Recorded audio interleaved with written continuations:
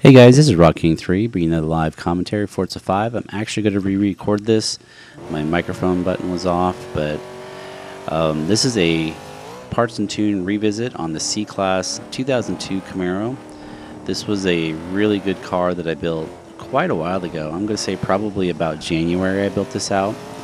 The rival on there, I actually had to give a little bit of a head start because I actually was going to pass it there at the end.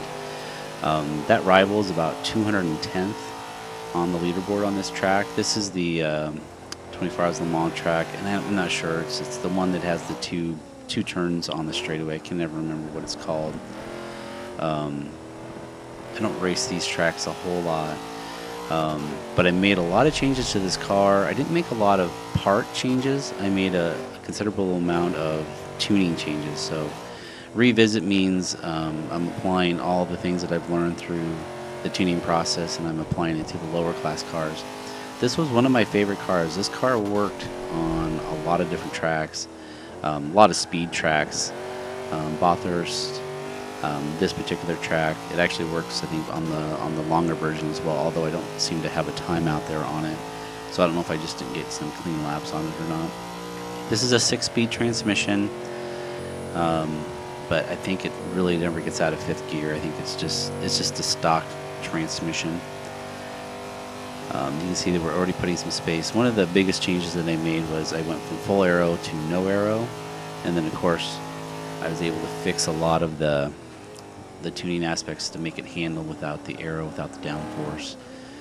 You can see the other Camaro has a little bit of handling on me, probably due to the downforce, but overall this Camaro is just gonna blow it out of the water. You'll see that we hit some pretty good speeds. I think we're in the 160s, nearing 170 these straightaways, which is really key to get up there as quickly as possible before you have to brake for the next bend. Let's see what we hit up here. So this one might be just in the 160s. And 163 I think was the top that I saw. I increased my braking. As some of you guys know, if you've been following, I've increased my braking pressure to 200%. I had to change the balance on this too. It was at like 53 or 54%. And I think what they did is they had a patch at some point because those values were backwards, and they reversed it. So 53%, what it used to be, is actually now 47%. So I often start at 46, 47%, depending on the car itself. I'm not going to touch 160 there, but close. I know that last third of that straightaway isn't quite as fast.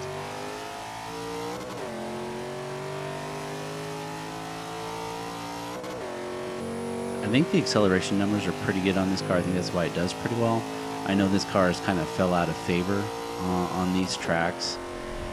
It's not the OP car that it once kind of was. I know there's another IROC Z Camaro that does pretty well on here, and a couple other cars. So I'm hoping that this car can get into the top 100. I would assume it could get close to the top 50, but this car is not the right car to get into the top spot. But the nice thing about this car is it works really well on multiplayers because it's a heavier car, and since you're racing in the C Class, you often race against cars that are a lot smaller and a lot lighter, and they just bounce off of you because this car is a lot heavier and a lot bigger. That's something to consider when you use this in multiplayer. Not to hit people, but know that if they try to hit you, you won't go flying off the track by any means. A couple turns there I didn't do very well. I think we lost probably a good half a second to a second. I really did change this from an understeer car. It had a little bit of understeer into it to a lot more oversteer so that I can make these turns a little bit easier.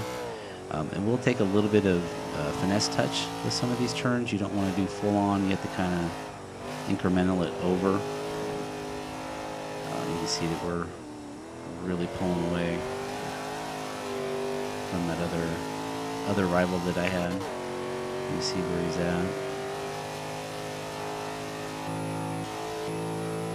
He's not even in the picture. Oh, there he is. Here's where the braking's going to come in play. 200%. I can brake a little bit later. I'm a little wide there. Oh, botched this one up too. Oh, I had to let off there just because I didn't want to slide sideways. So we did pretty good there. We gained just over 5 seconds.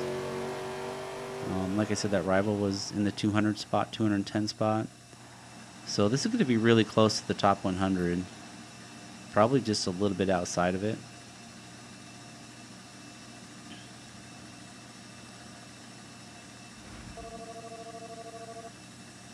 The other thing I wanted to show you guys is that I'm just hitting level 1000. So this is kind of a dual purpose one here. I wanted to get my car out, get one of my favorite cars out, and there it is. Driver level 1000. And I'm still one car short of having all the cars in the game, so I'm pretty close to wrapping up some of those things I'd like to wrap up. So 105th, not too bad. I think that thing has probably a couple of seconds left in it. I didn't drive it especially well.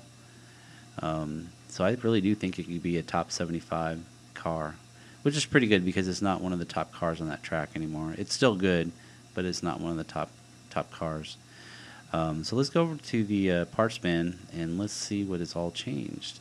One thing I'll say is not a lot of parts have changed, but I'll go through those as well if you had this one before. So going to the conversions first, we have the stock engine. We kept it rear-wheel drive, so we have the stock drivetrain. And we have the centrifugal supercharger, as we often did back in the day. 61 horsepower addition there. So over to the engines. I think a lot of this was stock. We're just going to run through these real quick to make sure that everything was stock.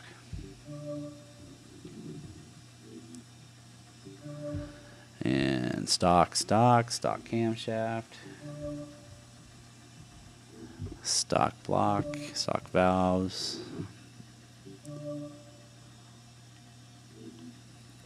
stock pistons, and even the street centrifugal supercharger, I wasn't able to upgrade that at all. Stock intercooler, I'm sure, yep, and stock oil and cooling, yep, and of course the stock flywheel. Nothing's changed there. Here we're going to have a lot of upgrades. We're going to have the race brakes. We're going to have the race spring and dampers. We'll have the race front and rear anti-roll bar. We're going to check the chassis. We have the full chassis. And you can gain a few PI there, 3 PI if you wanted to take the chassis out. I don't know if I would suggest that or not. We have the street weight reduction. Any other change was just too big. Alright, in the drivetrain we have a stock clutch. We're going to have the stock transmission. And we're going to have the race drive line. And the race differential, as we always do. We're going to have stock tire compound. We're going to have 285s in the upgraded tire front width. There's a couple PI there. So if you wanted to take like maybe the chassis and you wanted to take the tire away, that'd be 5 PI total. You may be able to do something with that. We have the second to last 335s, upgraded tire width in the rear. That was just 1 point to go up one more, but you can see our acceleration numbers changed just by 0.03 of a second. So it may be worth using one of those PI back if you gain from the drive line and from the chassis. Rim style, this is going to be a light-ish wheel. It won't be the lightest. It's going to be those, you see it's still 21 pounds heavier, the AF 118s Asantes. So there's a little bit of weight to be had there in the wheels. Changing these sizes here, I ran these back down to stock. This is one change that I did. I put the R17s in the front and I put the R17s in the rear. Lighten it up a little bit. No huge advantage by having the thinner wheels. We have the race front bumper and the race rear spoiler. And then I have the street hood that I added, and that was just a 7 pounds of weight. Added that. That's it. So let's go take a look at the tune itself. The tires are the same at 26.5 front and rear. Left that the same. The gearing here is obviously the same as stock. Here's where the changes start coming into play. I did a lot more front camber at -3.0 and rear camber at -3.0. We zeroed out the toe and we went to 6.0 on the front caster. That was just down a little bit. Here's the other big changes. I made this a little more neutral, a little more oversteer at 10.02 in the front and 12.01 in the rear. This helps it oversteer a little bit more. It gives me a little bit more turn-in power. I noticed that the old car was going kind of straight.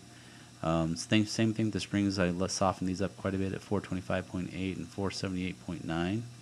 This is cause a little bit of oversteer as well to kind of play with the roll bars. It works pretty well. Here we have the race point settings at 11.7 on the rebound stiffness and 1.9 on the bump stiffness. Thank you, Raceboy77, for that. It's a really good starting point. I really haven't changed it much. Aero I took all the way down to 50 and 75. The braking I went over the 47% and a full 200%. Differential was also a change. Excuse me. The differential was also changed. I wanted to use the engine to slow it down a little bit more. I left the acceleration at 48%, but I had the deceleration at 30%.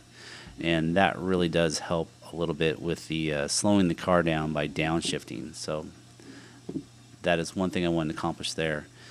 All right, guys, that's it. That's a revisit on the C-Class car. Give it a run. Hope you like it. Thanks a lot for watching, and we'll catch you next time. Later.